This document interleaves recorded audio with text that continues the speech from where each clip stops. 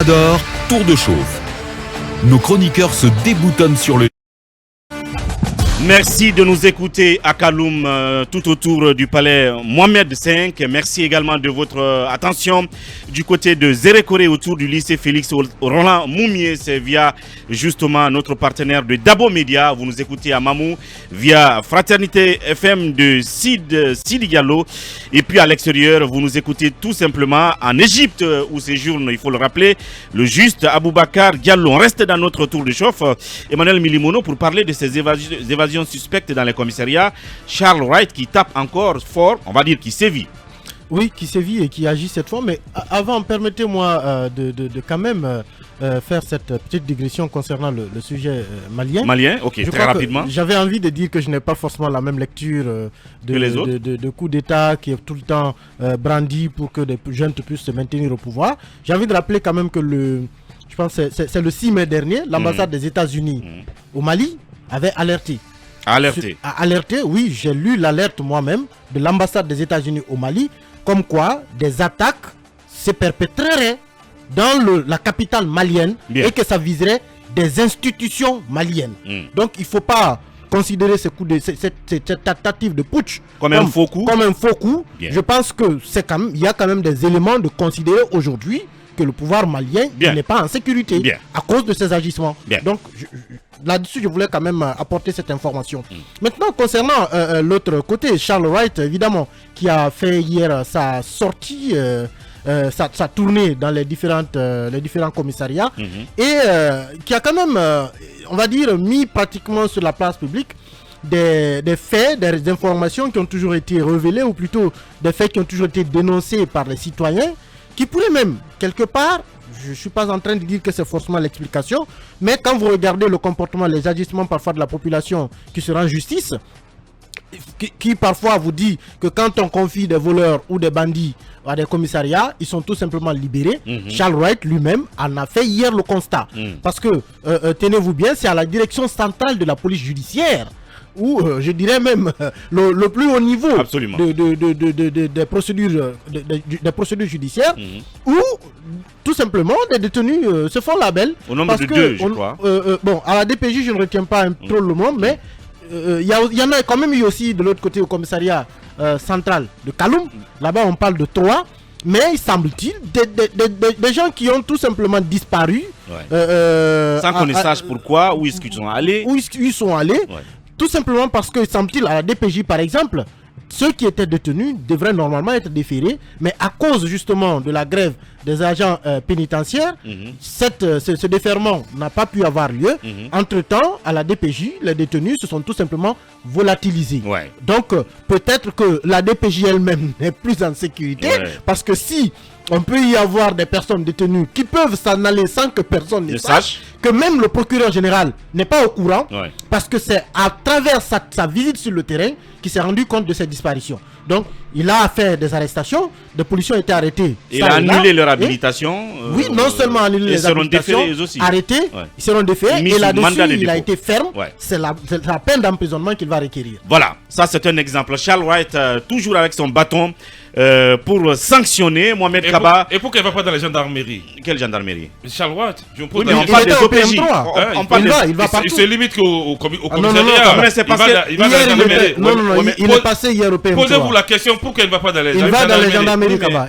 Posez-vous la question. Il y va. Parce que depuis l'épisode précédent que tout le monde connaît, est-ce qu'il lui est interdit? Les relations ne sont plus cordiales entre la gendarmerie et le parquet. Est-ce qu'il lui est interdit d'aller dans les gendarmeries? Non, on ne l'interdit pas. Les OPJ qui sont dans ces gendarmeries, s'il doit leur rendre visite, il leur rendra. Je me pose la question. Il est allé dans ses commissariats parce qu'il y a eu évasion. Il y a eu disparition de prisonniers. Pourquoi il ne va pas dans les gendarmeries? C'est la question que je me pose.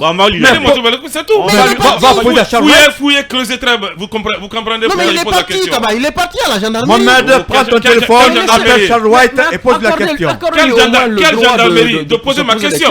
Bien, pourquoi il ne va pas dans la gendarmerie? Pourquoi il ne va pas dans la gendarmerie? Creusez très bien, vous comprendrez pourquoi je le dis. Parce que les relations sont aujourd'hui froides. Il y a certains gendarmes, je vous dis, qui sont pas prêts aujourd'hui à exécuter les ordres du parquet général. Pourquoi? Depuis l'affaire Bala Samoura. Pourquoi? Je sais de quoi je parle. Pourquoi? Il y a des gens. Par arrogance? Pas par arrogance.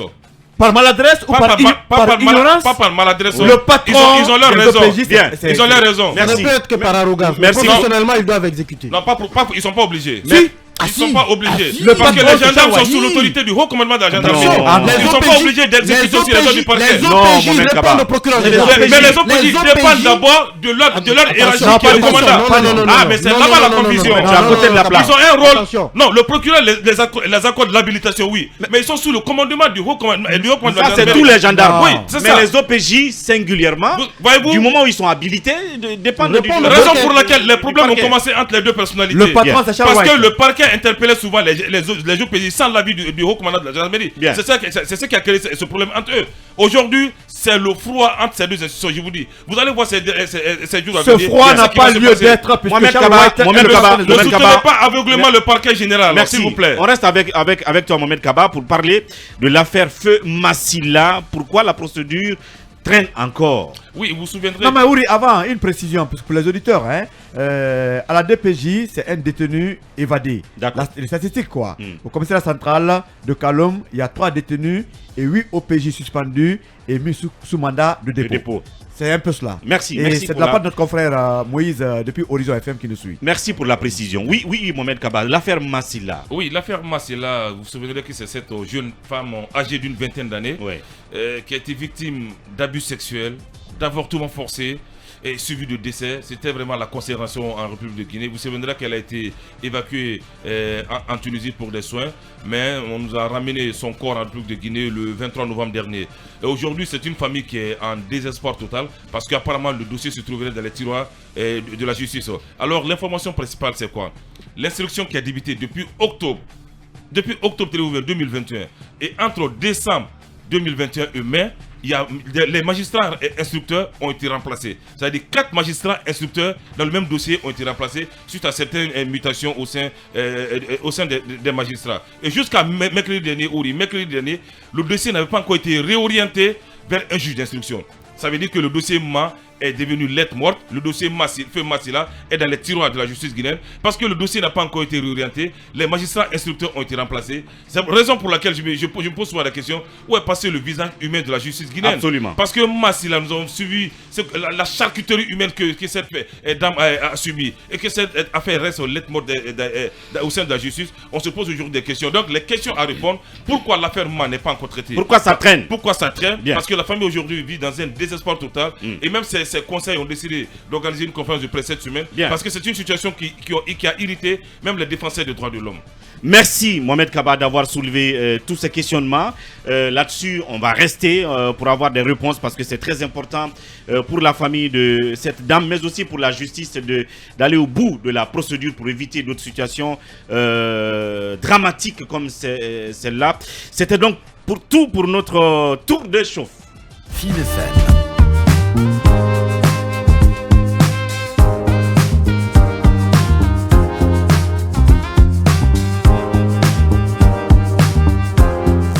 Mirador, la plus grande tribune politique de la Guinée, l'habitacle de la pluralité des opinions. Mirador, le grand safari de l'investigation journalistique. Merci de nous retrouver sans perdre de temps, Talibé Bari. On parle de cette affaire d'augmentation des tarifs sur l'importation des véhicules en Guinée. Alors, les importateurs qui sont vraiment en colère, on va le savoir tout à l'heure avec leur porte-parole qui sera en ligne. Oui, il s'agit d'une décision prise par le ministère du Budget. Donc, c'est une lettre que le directeur national du budget adresse au directeur général des douanes pour l'informer de la hausse de ce qu'ils appellent les valeurs pour le dédouanement des véhicules usagés. Il s'agit des véhicules d'occasion. Et dans cette lettre, le directeur national du budget rappelle par exemple qu'une commission avait siégé, que cette commission avait déposé les résultats de ces travaux qu'il transmet au directeur général des douanes, et il justifie cette hausse par, je cite, je cite, le nouveau barème élaboré sur la base de la version 2002 du tarif extérieur commun de la CEDEAO a pris en compte les véhicules automobiles équipés de moteurs utilisant l'une des 3 nouvelles sources d'énergie pour donc la propulsion. Il parle de véhicules à moteur électrique, les véhicules à moteur électrique diesel entre parenthèses hybride et les véhicules à moteur électrique essence hybride. Donc nous avons échangé avec quelques importateurs qui sont en tout cas complètement terrassés. Ils sont vent debout contre par cette nouvelle décision, parce qu'ils évaluent la nouvelle hausse à 75% et que c'est à partir d'hier qu'on a commencé à leur appliquer donc ces nouveaux tarifs. Donc ils n'en reviennent pas. C'est pourquoi certainement on pourrait avoir d'amples informations auprès de leur porte-parole. Parce que l'âge des véhicules concernés, vous le verrez dans la décision, il s'agit des véhicules de 1 à 5 ans. Là-dedans, vous voyez donc des véhicules de 1 à 5 ans ou de 1 à 10 ans ou de 5 à 10 ans.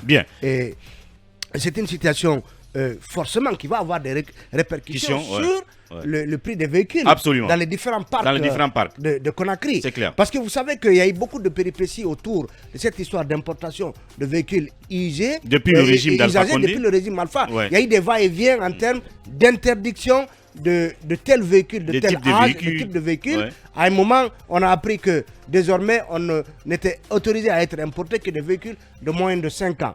Il y a eu un tollé, les importateurs, en tout cas, n'y ont pas souscrit. On a eu l'impression que le gouvernement abandonnait donc, en tout cas, cette décision.